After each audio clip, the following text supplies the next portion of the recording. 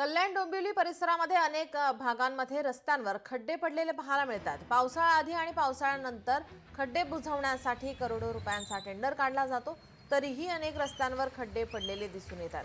कल्याणमधला smart प्रभाग म्हणून ओळखला जाणारा ब प्रभाग आहे आणि या रस्त्यावरती अनेक खड्डे पडल्यामुळे वाहतूक कोंडी देखील होते। याचा फटका शाळेच्या विद्यार्थ्यांना देखील होतोय।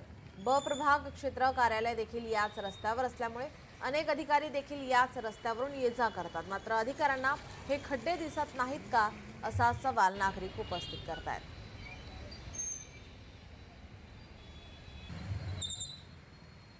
महानगरपालिका काही लक्ष देत नाहीये। रिक्षावाल्यांना इतर गाड्यांना खूप त्रास होत आहेत। शाळेचे विद्यार्थी सुटलेले आहेत, त्यांना पण खूप त्रास होतोय।